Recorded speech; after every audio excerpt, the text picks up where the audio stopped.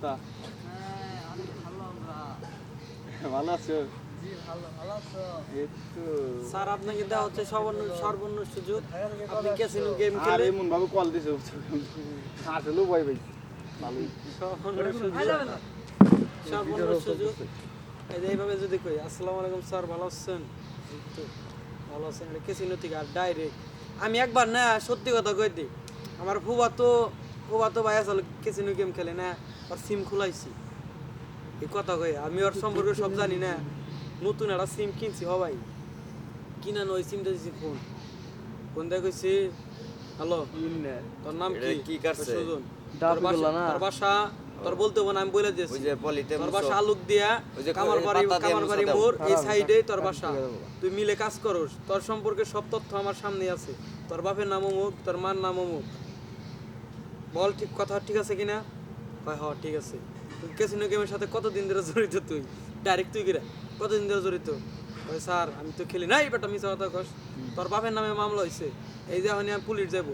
তুই বাড়িতে কোনে হরবি না, আর বাড়িতে কোনে শুনলে তোর মা সহ সব প্রিয় ধরে নিয়ে করবি। বুঝছস কি কইছি? ওই স্যার এখন আমার একটা কোনো ডিসকাউন্ট কোনো কিছু ভাবে আমি তো আর খেলুম না, আমি এখনই কেটে দিয়েছি। ওই তুই খেলবি না, তোর মামলা টানবো কেরা? ঠিক আছে তোর? কয় স্যার আমার কাছে তো টেয়া নাই, আমার বাড়িতে কোনে মায়া লাগবে। ওই তেন মায়ের আলাই গতি লেগে গান কারস কে? এটা আইন ভঙ্গ করতেছে না আমরা দেশের প্রশাসন? সবাই ধরছি, আমি তোর ধরমু। তোর ওই পাড়ার মধ্যে থেকে ধরলে তুই একাই আর কোনো একাই জাত হয়ে যাবো। কয় স্যার আমাকে কই না আরো কতজন আছে? কয় না আমি কই আমি তোরই ধরমু। আমি কই তোরই ধরমু, তোরই ধরে থানায় থুয়ে দেবো। তুই আমি এখনই ফোর্স পাঠাইতেছি। হ্যালো আলামিন স্যার, আপনি করেন 2 গাড়ি ফোর্স অমুক জায়গায় পাঠাই দেন। কই স্যার স্যার পাঠাই না আমার কথা নাই। কি তুমি বড় স্যার ওই আলামিন দেখো স্যার। সরি আলামিন পুলিশ গেছিলাম, পুলিশ গেছিলাম যে আচ্ছা আমি এসআই আছিলাম।